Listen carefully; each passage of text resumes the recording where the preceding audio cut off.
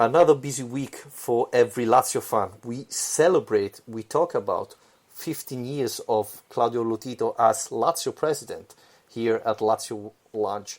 The best thing he did, the worst thing he did, and an overall judgment of Claudio Lotito of Lazio president.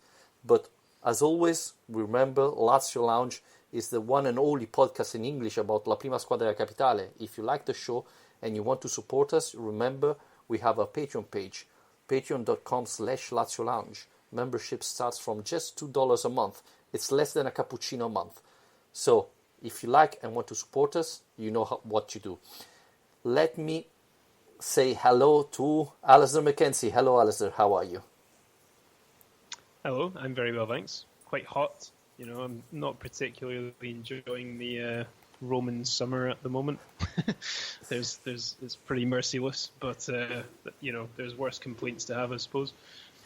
Yeah, I presume in Scotland it's not that weather, right? It's not that hot. Even though they said that this week there's going to be a heat wave in England, so you know they're going to reach the 30 degrees. I'm assuming this is why you've left. Yes, I'm in France for the week. So if you want, we can speak French. I don't know your level of French, but before our French lesson, Alistair, last week we celebrated 15 years of Claudio Lotito as Lazio president. It looks, years ago that he became Lazio president. And overall, what can we say about Claudio Lotito? What's your thoughts? What's your first thought about Claudio Lotito as Lazio president? Well, I suppose Marmite is the first word that comes to mind. He's definitely been quite a divisive character, I think. You know, it's been a bit of a roller coaster, and I think a lot of the people who listen to this podcast, probably certainly a whole generation of Lazio fans, won't know any sort of life before him. I barely do. So yeah, I mean, he's definitely got on the wrong side of fans over these years at certain points, but then again, he's kept the club in a very healthy financial situation, and he's won trophies during his time there, and I believe is one of the most successful presidents in the club's history in terms of silverware. So in terms of his legacy, it's quite a mixed bag, really. It's quite a difficult one to break down. Yes, I agree with what you said. We have to remember that he saved Lazio, and this is something that you always have to remember. You know, when I talk about Claudio Lotito, I always remember that De Laurentiis didn't save Napoli. Napoli failed as a club and had to restart from the third division, from the Lega Pro, while Lotito didn't. He had to pay all the debts of the club, but Lazio stayed in Serie A, and obviously that cost him a lot, and Lazio's still paying part of those debts. So obviously a very, very difficult start. Obviously we all have to remember that Lotito saved the club. We were expecting something more, I think, at a certain point, but I think he learned the lessons. I mean, adding Angelo Peruzzi and things like that in the club give me the impression that he learned from his mistakes. Now what we're hoping, I think, is seeing if he can bring Lazio where we all want to be in the Champions League. Yeah, and you know, this is something he's talked about for years and years, and making Lazio a big club, and it's something he's been talking about again recently in regards to when he's been quizzed on the Mlinkovic-Savic's future, and basically wanting Lazio to become one of the clubs that is essentially a destination rather than a stepping stone. But I think, like you say, even in the last 5-10 years, I think a lot of steps have been made to make the club, to make it more, to give it a stronger foundation, like you say, with roots with ex-players and a real stability behind the scenes that's helped them build a squad that's been capable of consistently challenging for European places, even if not quite getting into the top four, but winning trophies. And we've come a long way from the years of yo-yoing between kind of mid-table and the odd good season. I know I'm saying that just after finishing 8th, but obviously it was a bit of a strange one we've just finished. Yeah, and the financial thing, I think you shouldn't overlook. I know a lot of people, their main issue with Lotito is he's too tight-fisted. He's not willing to spend as much money as some fans would like. He's missed opportunities to spend money when perhaps he should have, and a lot of people argue that not enough investment's gone into the playing squad.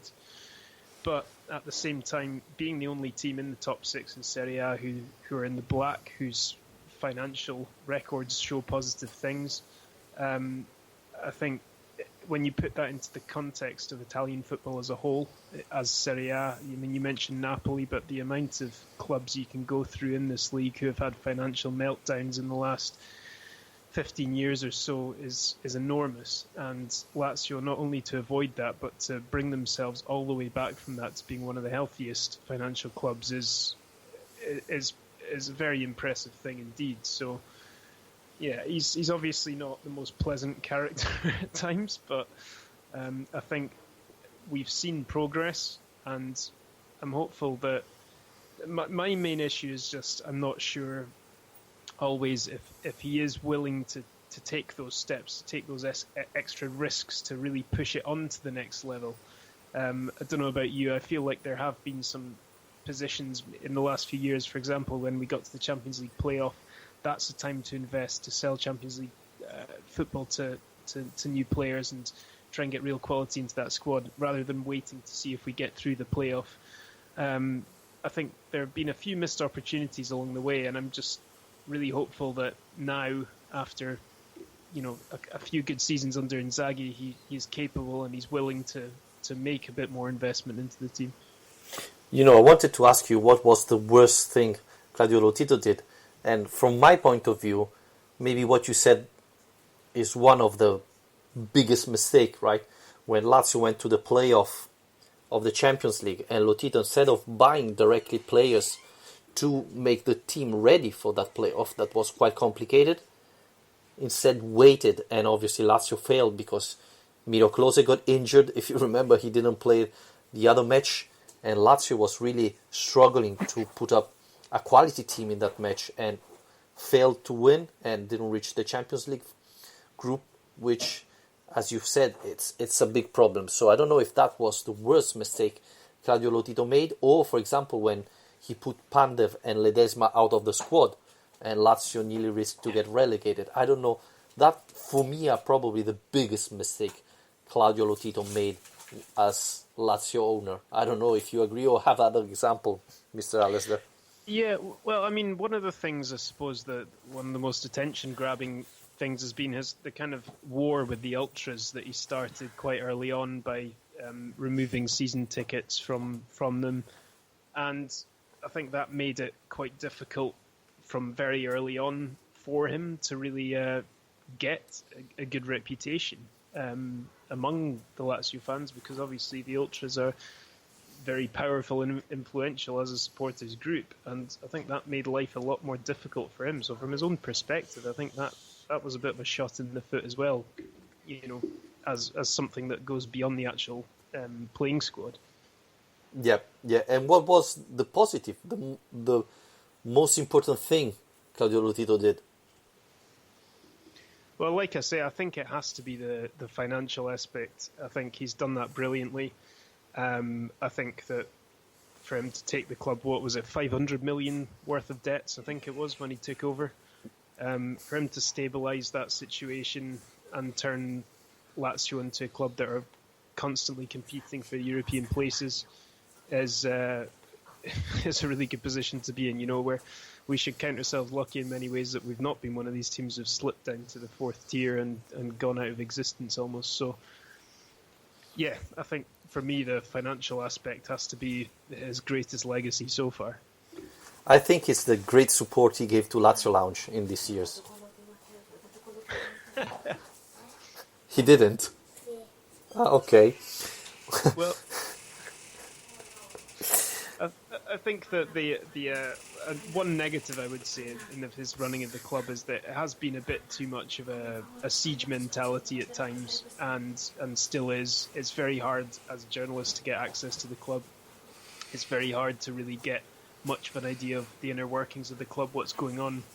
And often when there are any sort of controversies going on, it's a kind of us against them mentality, which I don't think is always the healthiest way of operating. No. Sometimes it's better to be a bit more transparent, a bit more open, and face these issues, especially when it comes to the issues of violence and racism and all the nasty stuff that goes on now and then with the fans.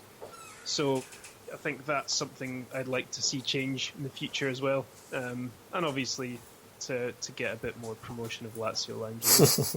Well, you have to say with Angelo Peruzzi, things have changed a little bit, right? The club is more open to fans and things like that. I think probably the best thing Claudio Lotito did was hiring Iglitare as sport director and Simone Inzaghi as manager of the club. I think that was the two best things he did in these 15 years, probably. Yeah, although the second one was essentially an accident. Don't forget. Well, it's funny because it's almost been a story of really good relationships and really bad relationships. You've got Tare, you're absolutely right. He put faith in him, and he's turned into one of the best in the business at doing that job.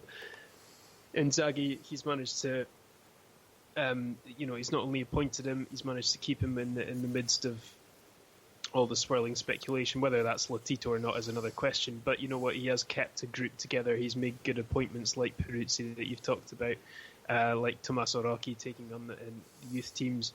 And then on the flip side of that, you've got things like the Marcelo Bielsa situation happened. That you mentioned the Ledesma and Pandev situations, and there's been Mauro Zarate. There's been few too many of these kind of litigation heavy cases that could have been avoided over the years as well. And sometimes I think he doesn't cope very well with these kind of conflicts when they happen. No, I totally agree, and I hope he learned from these mistakes because, especially the Pandev one was costly because Lazio lost one of the most talented players at that time for free and had to even pay a fine for that. So it wasn't really the best move for him. I can understand and he was scored against us every single game since. Yeah, absolutely. He never missed, always scored.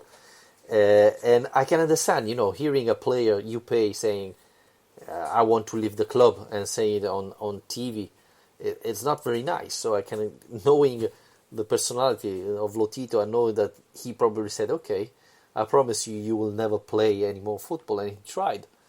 But, you cannot do this type of things. And this was a bad mistake from Lotito that, influenced badly Lazio. So, yeah, I hope he learned from this type of mistakes. And yeah, in the last year, it didn't happen that often. So I don't remember big case of these things. So I think it's a positive sign. Yeah, hopefully no more of that.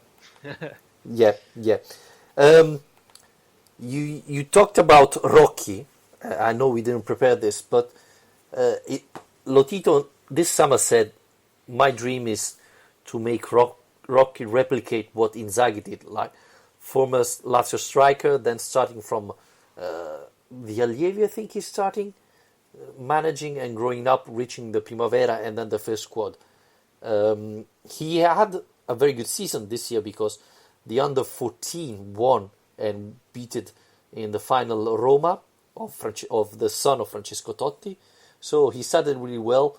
Would you be happy to see Rocchi replicate the success of Simone Inzaghi? Of course, who wouldn't? I mean, this is a guy who is a tremendous player for the club, a tremendous captain, and very popular.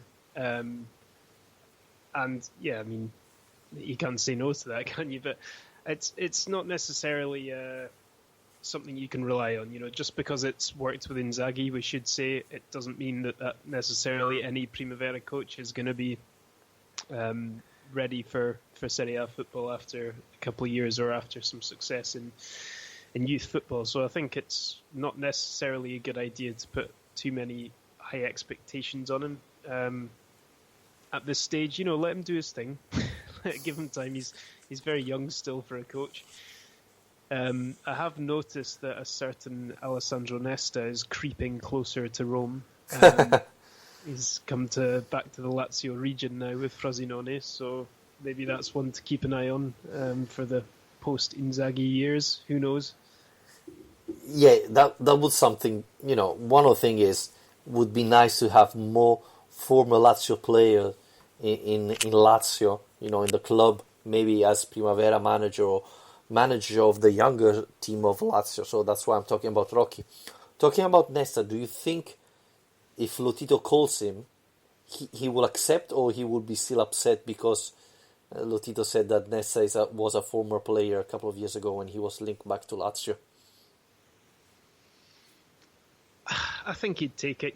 I don't think it's not like Paolo Di Canio. It's not. I don't see it as being one of these broken relationships where there's no way back. And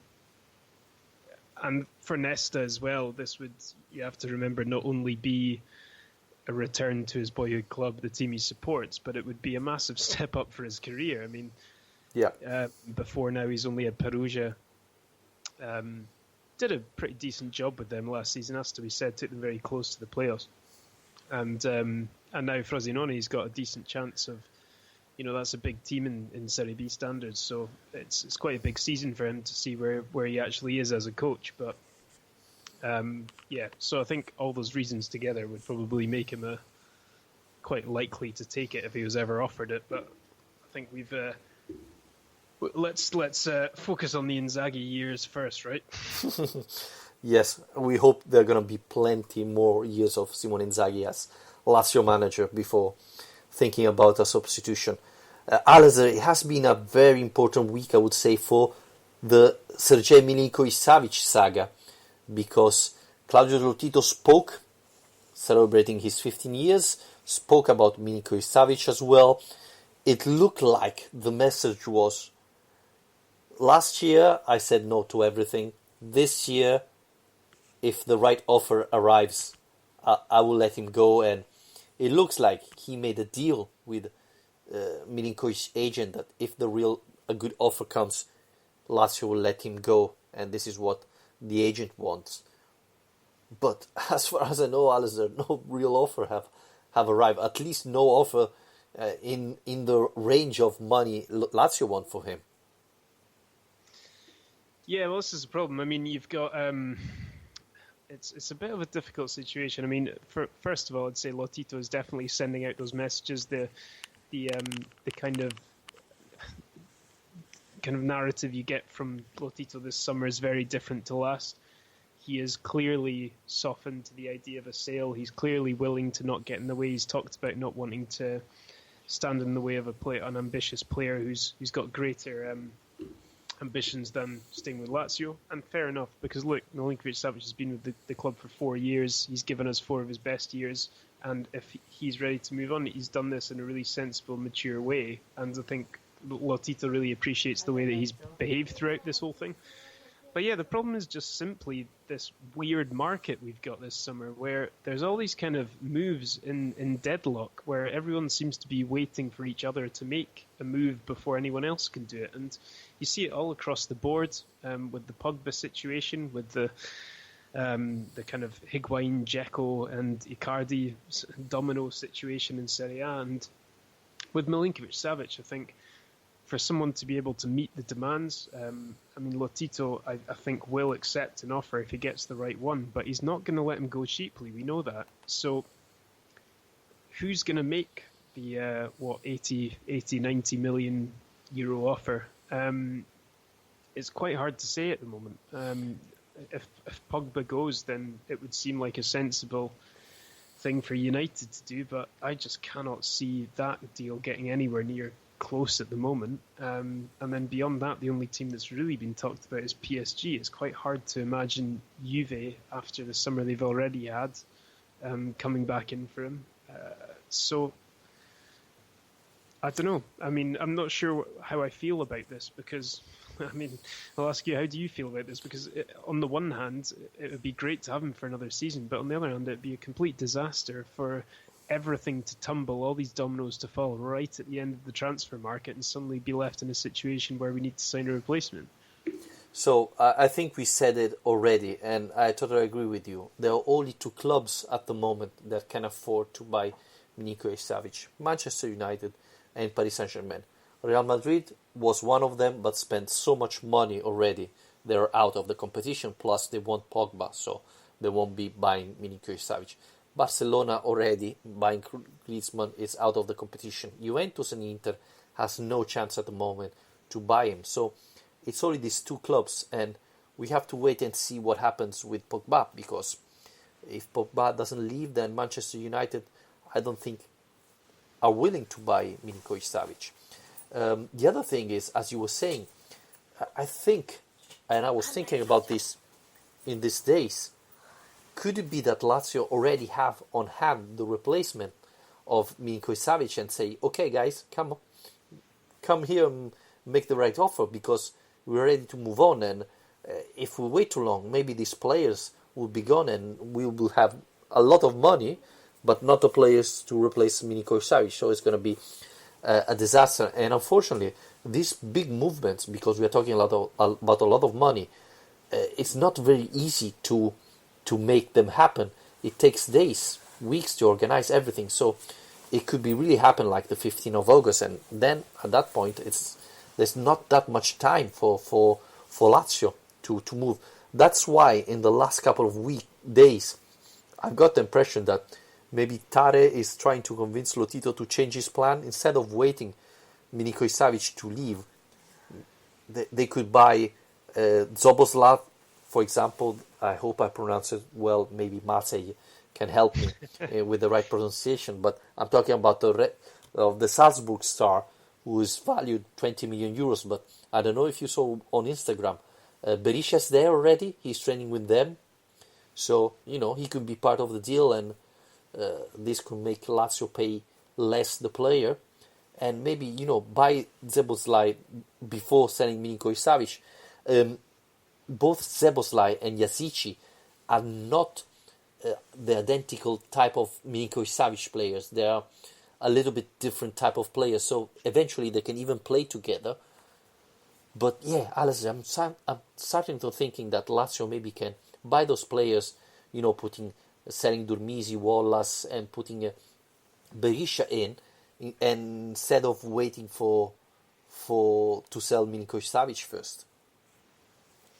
Yeah, well, I mean, it was certainly encouraging this week to read these reports about the prospect of Lazio actually being proactive here, and instead of waiting for the Mlinkovic thing to be decided, to actually go and make deals regardless. I think that would be a really proactive step to take. And then, really, to be honest, at that point, if you bring in these players, the onus is really on you to sell the guys you don't need. And they're already looking to sell the likes of Berisha, of Badel, these kind of flops from last season. And if you get rid of those two and you've brought in two new players, then you've bolstered the squad and you've added quality. So you don't necessarily need Mlinkovic to be a part of that. So again, though, I just feel like I'll believe it when I see it. I find it so hard to believe that's, after everything we've just talked about, that's a move Lotito's going to be willing to make, is spending all this money without any certainty of getting it back in again. So, I think the Mlinkovic question is continuing to linger. I think the one thing is worth pointing out, which is that, if United are going to have interest in this, at least the Premier League window shuts earlier. I think it's the 8th of August, the Premier League window shuts, so United, at least as one of the suitors for him, have a very strict timetable as when they can actually get this kind of deal done. And Lazio have a bit longer of that afterwards, obviously, to be able to sign players as well. So these different transfer windows could actually work to our advantage a little bit in that regard. Yeah, and the other point is, if you think Manchester United, Lukaku is not playing because we know everything about him. He doesn't want to stay. Inter is making an offer, etc. Mlinkovic-Savic played again in the friendly match against Tresina. So this tells you that the relationship is still good, that no real offer have arrived to Lazio. And it's going to be a standby situation, I presume, till the last day of August, maybe, who knows. But just to make things a little bit more exciting, Alistair, there's another Johnny chapter, right? Because after the tweet of the Malaga president, now Malaga said that Lazio has to pay 12 millions to the Spanish club for the players. Yeah, it's utterly bizarre. I mean, it's only Lazio could end up in this situation where you've already got a player playing in all your pre-season friendly games with you, training with the team, and yet the deal's still not official, and there's still a club demanding money for him. So it's not exactly the perfect situation to be in, especially considering the fact that, I mean, how does Simone Inzaghi feel about all this? I mean, presumably he's been given assurances that this is all done, this is all fine, because he's preparing his team for next season. He's already preparing his team, his tactics, and training the squad to be ready for the new season. So he doesn't want to do that with any uncertainty about what's going on. So even so, I don't feel like it's an enormous fee. It's not one you want to pay, but I think it's not the end of the world. No, to be true, Lazio believe to be in the right this time, because Johnny had this clause in his contract that he could terminate his contract if Malaga didn't get promoted, and that's what happened. So Lazio believe that they are right. Johnny still didn't receive the transfer, so he can play this friendly match, but no official matches till he doesn't get the transfer, and he has to wait, because when you terminate your contract, I think you can request your transfer officially through FIFA, but have to wait like 2 weeks time if the club doesn't give it to you. So it's not a problem, because Serie A starts like the 25th of August, so there's still plenty of time, and he should receive the transfer on time. But yeah, if Lazio had Champions League match tomorrow, he couldn't play. Just as well we don't, eh? Lotito did it on purpose, right? Yeah, no, I hope it gets resolved as soon as possible. I know, like you say, it's obviously we've got over a month to get it sorted, but it's a bit of an unwelcome situation to end up in, to say the least. So I think for the player as well, I think he'll obviously want that to be sorted, because it's nothing to do with him, really, is it? I mean, it's, as far as he's concerned, he's joined a new club, and yet he's not able to really fully embrace that until all of that is cleared up. So yeah, we'll see what it goes. I just wanted to bring up a question, though. I've seen we've had some questions from Twitter tonight, and Arvid's asking one which I see is next up anyway on our itinerary, which is about Danilo Cataldi. So he wants to know if you think that Danilo Cataldi's good enough to operate as a backup to Lucas Leiva, with Milan Badel heading out. Well, this year Inzaghi is changing something in the friendly match. In the first half, he's pretty much every time starting with what he expects be the starters next year. And yesterday, with Leiva injured, he put Cataldi there instead of Badel. And I think this is a very important signal, that for him, Cataldi is the Vice Leiva at the moment and not Badel.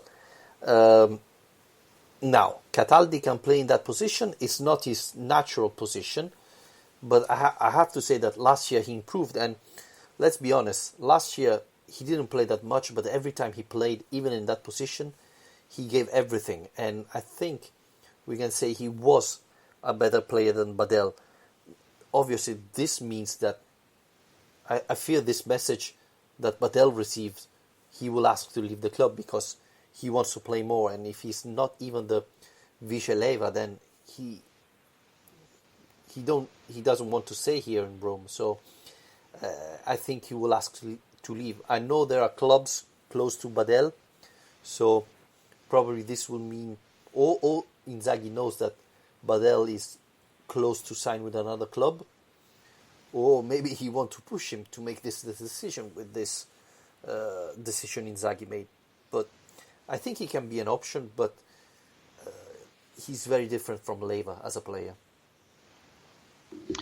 Yeah, that's what I was going to say, is that I think he can play in that role, but more as a traditional kind of, I suppose, more of a deep-lying playmaker than the kind of defensive midfielder, kind of anchor man, I suppose, that Lucas is. I mean, obviously Lucas is a versatile enough player that he can contribute in both phases, but his strength is very much his anticipation, his ability to intercept and clean up the ball and move it on quickly to others, rather. Whereas Cataldi's strength is more in his technical ability, I'd say. I think we did see, though, at times last season that he is capable of playing well in that position. I remember the win over Spal at home, 4-1 win, I think it was, and he scored a great goal in that game and just generally had a very good game. That I'd be a bit more concerned, though, as to his ability to operate in that role against bigger teams, against more dangerous teams going forwards, because Lucas is so crucial in that position, in his defensive responsibility, in the way he knows where to be at the right time and how he can cover that space and cover for some of the kind of erratic defending that goes on around him at times. Cataldi's not a naturally defensive-minded player, so I'd be a bit more worried about his ability to operate there in a more defensive system. But as someone who can spray the ball around, as someone who can dictate the tempo and play against the kind of weaker teams in the league, I certainly think he could do a job. And I would add that Cataldi is more a dynamic player than Lucas Leiva at the moment, so that surely will help Danilo, who, again, there are rumors about renewing his contract, because after that, I think his contract is expiring next year, but it would be better to renew his contract before the beginning of the season. Alistair, talking about question, we have another question by Jerry Mancini, who is one of our Patreon. We thank him for our support. He's asking news about Wallace. Is he near to leave? And do you think that Lazio will buy another striker, or will stick with the Immobile and Caicedo? Well, starting with Wallace, I think by all accounts, George Mendes, who is his agent, has been on the lookout to find him a new club this summer, and obviously Mendes, being Mendes, has resulted in Wallace being linked with Wolves, who are essentially run by George Mendes. So at the moment, Wolves appears to be the team that are at least the strongest link to Wallace, but I'm still not entirely convinced about that, if I'm honest. I mean, I feel like these dots have been put together because of him being a Brazilian player whose agent is George Mendes. I'm not necessarily sure what a team like Wolves, who've come off a really good season in the Premier League, what they'd be doing looking at Wallace, to not be too harsh to the guy. But yeah, I mean, I think one thing I'd say certainly is that he's for sale. Lazio will listen to offers for him, I'm sure. The next question would be what happens after that, because Wallace and Bastos this week have been in the papers a fair bit talking about potential buyers, and I think it's fair enough to say at this point, to be honest, personally, I'd like to give Bastos another season. But with Wallace, I'd be happy to see him go, but I don't think it's enough to just let him go. I think we need to be looking at getting someone else in as well, and plenty of rumours around who that'll be. But I think they need to find a buyer before anything else. My question is, Bastos another year as central defender or as central striker? Well, you know how I feel about this. Yeah, that's why I'm asking. Yeah, I mean, what the next question was about the Caicedo-Immobile relationship, wasn't it? I mean, I don't think Lazio stick with Immobile Caicedo. I think they stick with Immobile Bastos, if I'm honest.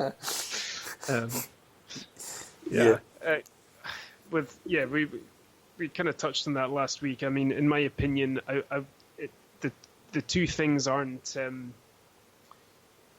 don't have to go hand in hand.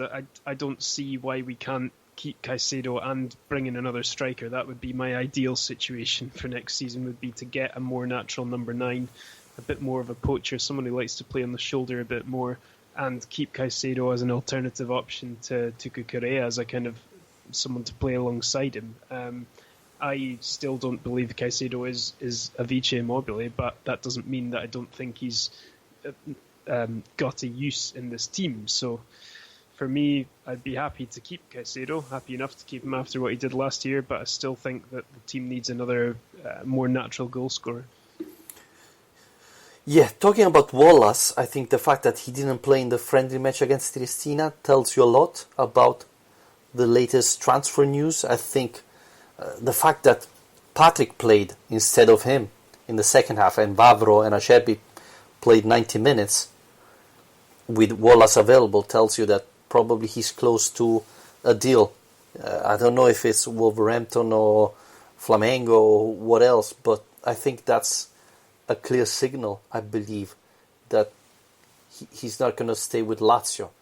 And I think after all these years with Lazio, I think it's the right move for him and for the club. I don't think Bastos is going to leave, even because at the moment Inzaghi hasn't got that many options in defense. Talking about attack, we always tend to forget Adekanye. So we have to consider that Lazio at the moment has 4 strikers. So I don't think there's a chance of having another one. Adekanye against Triestina played as trequartista behind Caicedo. I think it's his best position, if not playing as a winger. Inzaghi tried to play him as a number 9 in the last friendly before Triestina. I thought that wasn't the right position. So yeah, I think at the moment Lazio has Correa, Caicedo, Immobile and Adekanye. So I think they're enough, considering that even Luis Alberto can play in the trequartista position. But I agree that Lazio need another number 9, because Caicedo, it's something in between. He's not the real Vice Immobile. He can play in both positions, but he's not a great striker. And don't consider the goal he's scoring now. He scored other 2 goals against Triestina. We have to see him in big matches. And again, last year, even when he played well, in big matches he scored only against Roma. I mean, yeah, exactly. I mean, it's need to reel off the fact that there are 4 strikers in this team, but like you say, that's the issue for me, is that Immobile is the only natural number 9, I think, out of all those guys. Correa's done very well at adapting his role to play in that position, but it's not his natural position, even if he's making it look like it recently. And likewise for Adekanye as well. I think that Inzaghi will probably be kind of boosted by the success of what happened with Correa. By the end of his season at Lazio, he successfully adapted from being a winger into playing in that role. And I think he's probably hoping for something similar from Adekanye as well. But yeah, I still think that they need another number 9, and I hope Ciro starts the new season differently. I hope he starts it the way he started last season rather than the way he ended last season. But if he doesn't, it's what looks on paper to be a relatively strong front line suddenly doesn't look so good anymore. No, I agree. Alistair, we have to talk even about Durmisi and Berisha, because they look on the way out. Durmisi came to Oronzo, did the first training, he got immediately injured again. That's incredibly bad luck for the player who has been linked with Turkish team and Marseille. So do you think this is the last time we talk about Durmisi as a Lazio player?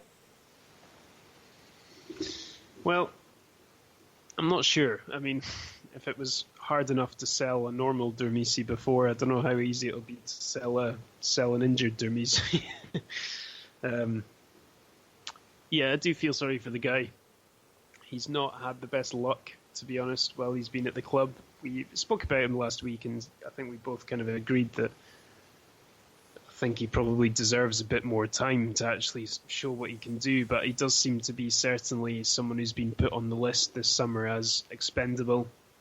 And as we've already discussed, the club have greater objectives in the market in terms of who they want to bring in. So they do want to raise some cash to be able to do that. And Dermisi seems pretty expendable in terms of someone who can bring in a decent amount of money and not really impact the squad an awful lot, given that Johnny and Lulic and Lukaku are already there. So, I mean, someone's got to be sold, don't they, from those left wing back spots, and it's not going to be Lulic and it's not going to be Johnny. So, I think it's, unfortunately for Dermisi, it's kind of a numbers game, and he's not come out well from it. But still no news about Lukaku. No. The man is just forever a bit of a mystery. He's an incredibly enigmatic figure to me. Yeah, and as I was saying before, I was surprised to see Berisha training in Salzburg for his recovering. He's still injured, so he was trying to recover there. And I thought it was strange to see him there in Austria. Yeah, I mean, I think he's been on holiday there as well this summer. So clearly, he was there for a long time. I think 6 years or so. So it's probably kind of home to him in many ways. So I'm sure he likes spending time there. But yeah, training there is a slightly different matter. I mean, it's another player, isn't it? It feels like a bit of a missed opportunity because he's a guy who has talent, who clearly, has the ability to play well at a high level. I mean, it was his performances against Lazio in the Europa League that kind of caught attention in the first place, don't forget. And yet, because of injuries, kind of a same story as Dermisi, really, where you just feel like there's a player there, but we've just not had a chance to see him because of injuries, because of bad luck, because of the form of other players in the same position, whatever it may be, and it's just not really happened for him. But again, it's like with Dermisi, I just think it's a bit of a shame to kind of cut your losses after just 1 year with these guys. But I think it makes sense money-wise because you can get some money back from selling these players, and maybe you can invest them in other players that can come in and contribute, give something back to the club, better than, unfortunately, what Dermisi, Wallace and Berisha did at the moment. So, sometimes football is not fair, I would say, and this could be an example. Yeah, possibly. Yeah. I mean, I'm just waiting for him to score the winning goal against Lazio in a Europa League quarter-final at some point. Yeah. Alistair, I think we can wrap it up here. A lot of arguments we talked about. We still have to wait and see what happened with the Mlinkovic saga, if Lazio going to bring some other players. Strakosha was finally back in Oronzo. Maybe this week even Lukaku will come up and finally train with the rest of the team. Who knows? Stranger things have happened, maybe. Absolutely. No one was expecting Dermisi, for example, there, so who knows? Again, Alistair, thanks for joining me in this show. And remember, Lazio fan all over the world. You can follow us on Twitter at Lazio_Lounge, on Facebook, facebook.com/Lazio Lounge. And if you love the podcast, please subscribe on Spreaker and iTunes. And if you want to support us, as I said at the beginning, there's our Patreon page, patreon.com/Lazio Lounge. The starting subscription is just $2 a month, and it will be a huge help for us. So thank you, everybody, for listening, and rate and review the show if you still haven't. And Alistair, we're going to talk next week. Bye, everybody.